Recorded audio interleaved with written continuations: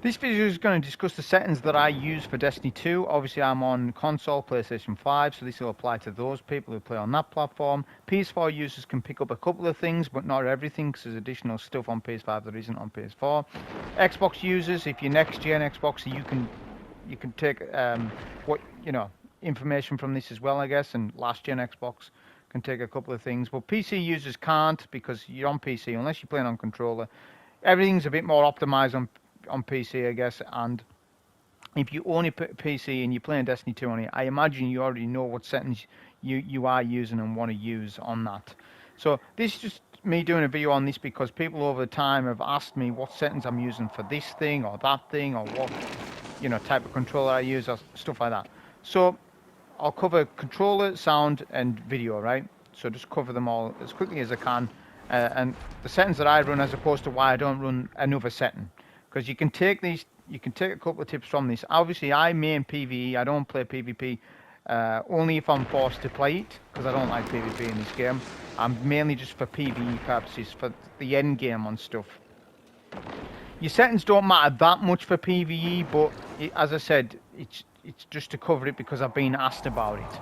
So first and foremost, obviously I use a PS5 stock controller. I don't use any modifications. I don't use a paddle controller. I have used them in the past on PS4 days, when Scuff was popular and stuff like that.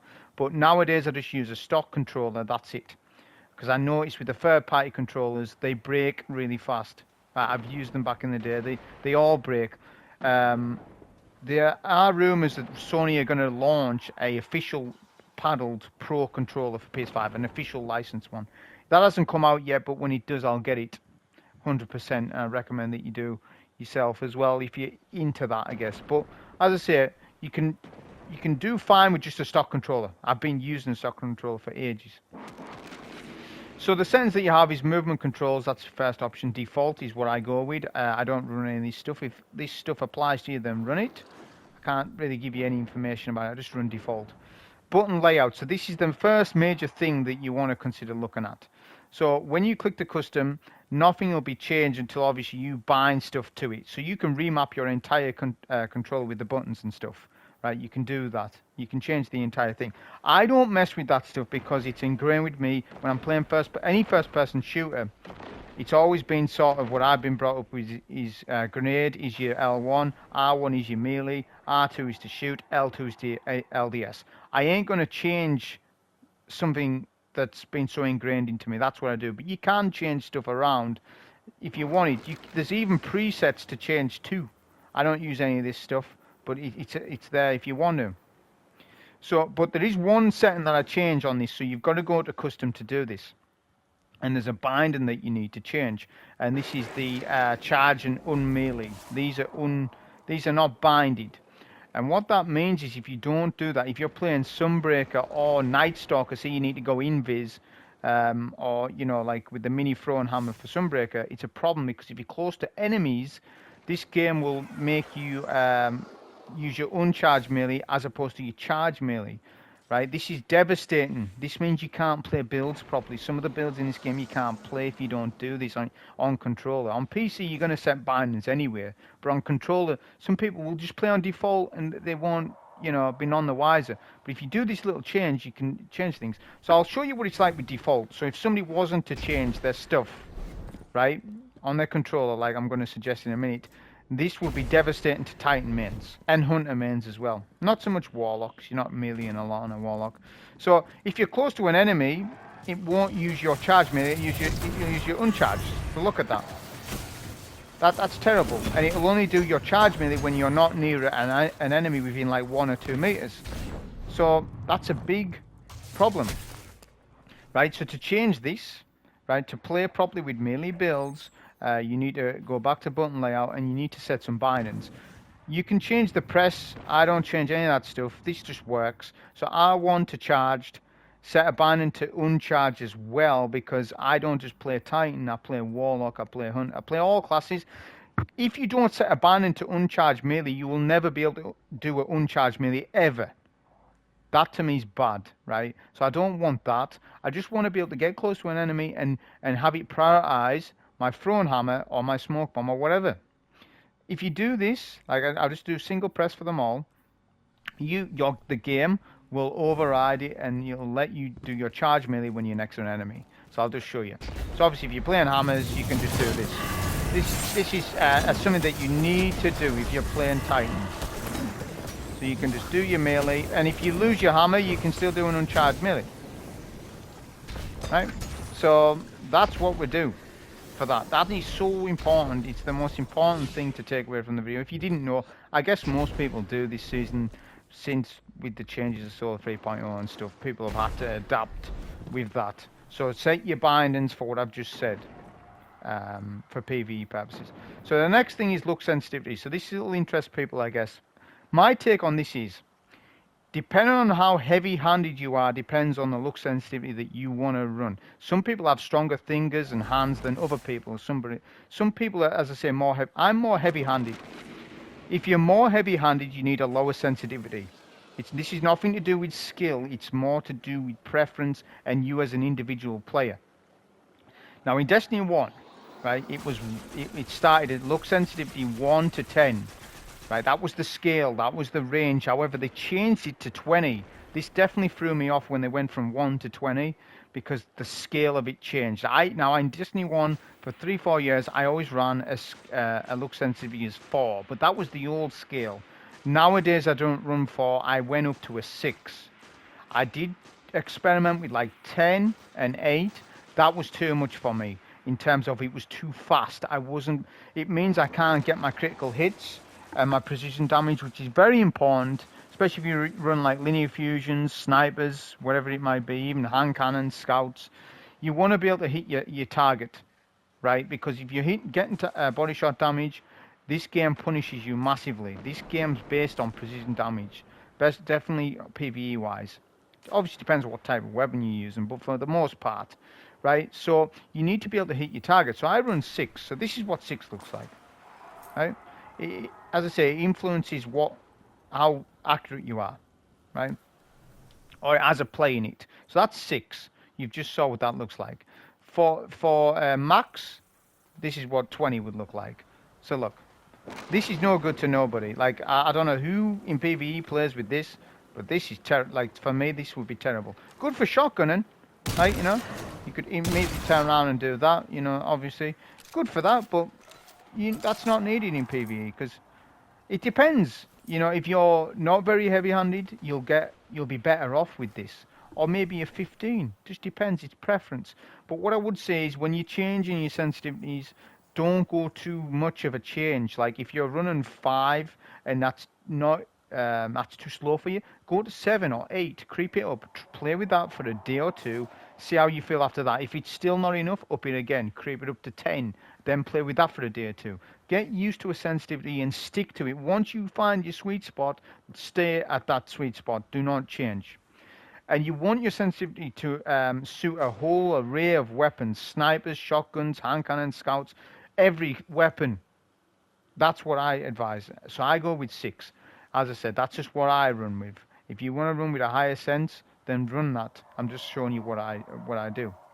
So the next setting is ADS Sensitivity Modifier, right? So the scale is between 0.5 to 1.5. Now, this is an interesting modifier because what you need to realize first, before anything, is the guns have handling stat, which states the speed with which the weapon can be readied and aimed. So before you even adjust that, weapons have better ADS than other weapons. It's just how it is.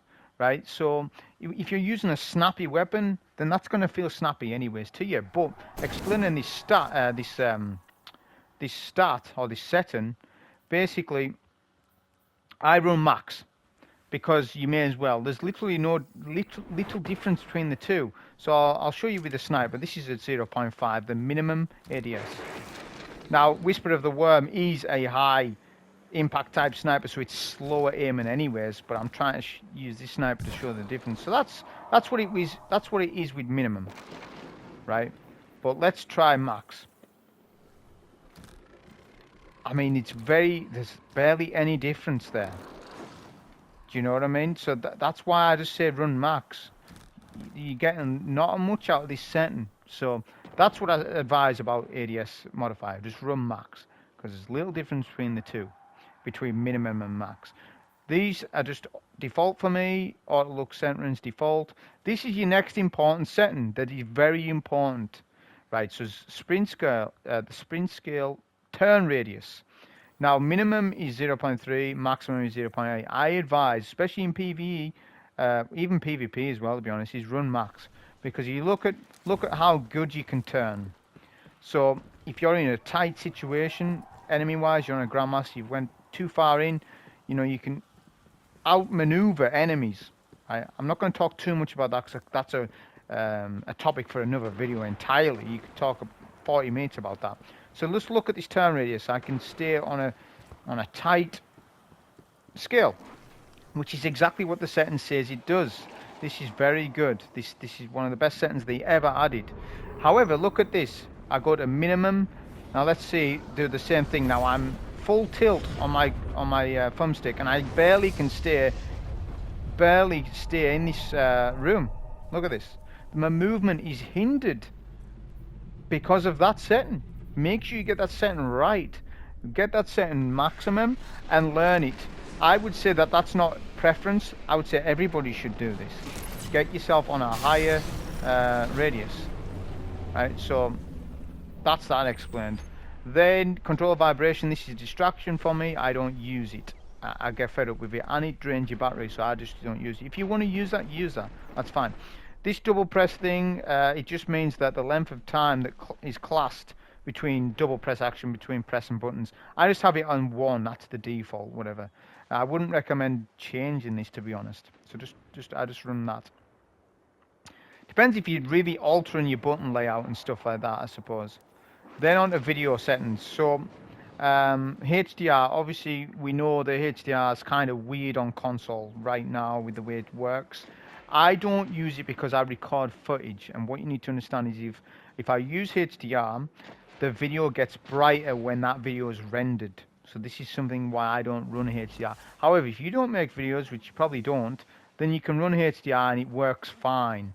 It just doesn't work fine when you're making videos. So if it seems so bright to you, don't use it at all. Just adjust your main brightness and leave this off. As I say, that's a personal thing. 120 Hz mode is only for PvP. I just leave this off, and you need the monitor to support that.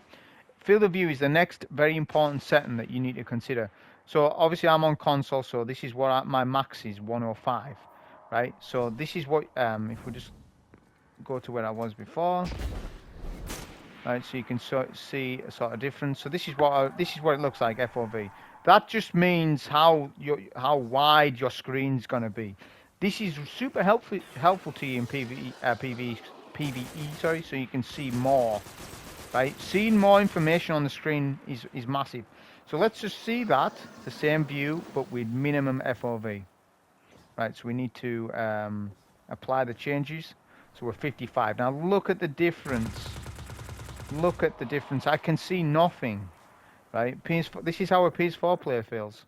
I feel sorry for them. I do. This is, you know, that's what you have to put up with. So yeah, just run max. And some people will say, well, max is a little hard to play with because your reticle's going to seem a little different because the screen's wider. But just get used to it. Eventually, it'll help you out. So run one. I'd recommend run maximum FOV, or at least 100.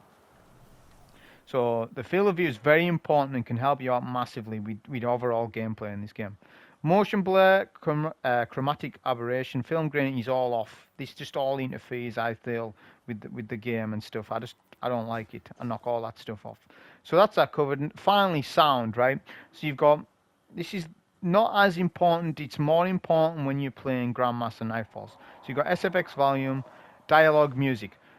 I have these two off when I'm trying to focus on some challenge in this game where I need to pay attention to enemies, audio cues, stuff like that. I only have SFX volume on because SFX will cover the sound of your guns and enemies. If an enemy's behind you and stuff like that, you'll be able to know. This is important, and the reason why this might feel off topic, but it's an actual thing. It's an actual thing. Imagine you doing, I don't know, glassware or something, or you know, whatever Grandmaster you can think of. there's a modifier called chaff. Radar is disabled. So enemies can sort of come up behind you and you won't notice because you've got your damn music up to the Destiny music. It's too high. You can't hear a grenade next to you or an enemy coming behind you because of this modified chaff. All Grandmasters have chaff on, right? So I recommend when you try to do something, or even if it's a raid challenge, just knock all that music stuff off. You're right. Unless it's a new activity where you want to listen to that music, just knock it off. Unless you're somebody who's new to it, obviously listen to Destiny's music because it is good. But I'm just saying, when you're desensitized to all this stuff, just run SFX volume. Leave all this stuff off. It's a top tip for when you solo and stuff and there's no radar, which is all the time in Grandmasters. So that's my settings anyways. There's really nothing else to sort of cover. It's just those three. Hope you enjoy. Thank you.